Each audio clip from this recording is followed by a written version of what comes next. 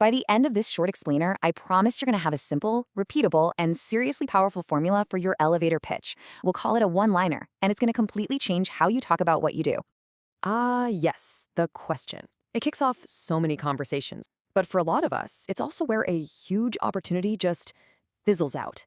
We get tongue-tied, we're a little vague, and we just don't connect. But what if you could absolutely nail the answer every single time?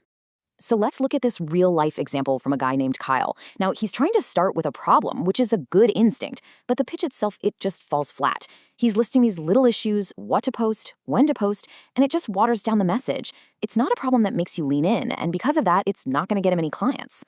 So, how do we fix a pitch like Kyle's? Well, the answer is a simple three-part formula. This isn't about being witty or clever, it's about being crystal clear. It's a framework that positions what you do as the obvious, must-have solution to a customer's real problem. And here's the core idea behind all of this. We are hardwired to value people and products that solve our problems. So when you lead with a clear problem, you're doing two really important things. First, you're making the value of what you offer just shoot through the roof. And second, you're reducing the amount of work your listener has to do. You're making it super easy for them to get why they should even care. And here it is. This is the whole framework right here. Problem, plan, and result. That's it. This is the simple structure that takes a confusing, forgettable pitch and turns it into a compelling invitation. So let's break down each piece. First up, the problem. This is everything. This is the hook. It's the thing that opens up a little story loop in your listener's brain that makes them want to know more.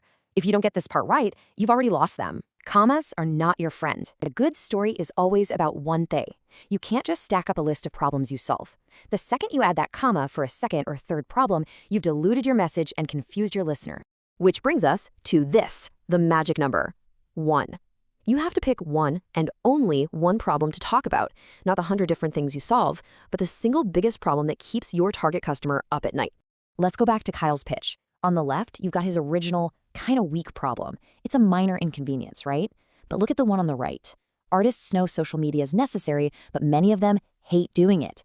Whoa.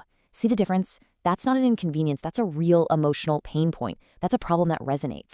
Okay, so once you've hooked them with a problem they actually feel, you introduce your plan. This is where you explain how you solve it. And the key here is clarity, clarity, clarity. This is your chance to build instant trust. Just saying you're a social media manager or a consultant, it's just too vague. It makes the customer do all the mental work. What does that even mean? How do you do it? What's the process? When you spell this out, you get rid of all that confusion and answer the questions that would otherwise stop them from hiring you. Now this is a masterclass in a clear plan. This contractor, Worcester Bryan, just lays it all out. I only build one house a year. I am more expensive than anybody else, and I'm going to take longer. And then he lands the punchline, but it's going to be done right. The couple who heard this, they hired him on the spot. Didn't even talk to anyone else. Let's break down why that is so incredibly effective. In just a few words, he builds massive trust through brutal honesty. He answers all the big objections, cost, time, before they can even be asked. This completely erases the customer's confusion, and it perfectly filters for the exact kind of client he wants, someone who cares about quality way more than speed or price. Okay, so you've hit them with the problem, you've given them a clear plan. The final step is to close that story loop you opened. You have to paint a vivid picture of the result, the success they're going to have because they worked with you. And this is not the time for vague corporate buzzwords like fulfillment. The result has to be a specific, desirable, happily ever after. What will their life actually look like once their problem is gone? The easiest way to frame this result is with two simple words, so that. This little phrase is like a bridge that directly connects your plan to their happy ending. It answers their unspoken question, why should I care about any of this? Let's look at these. A budgeting app isn't really about spreadsheets, is it? It's so that you never worry about money again. Premarital counseling exists so that you know you married the right person.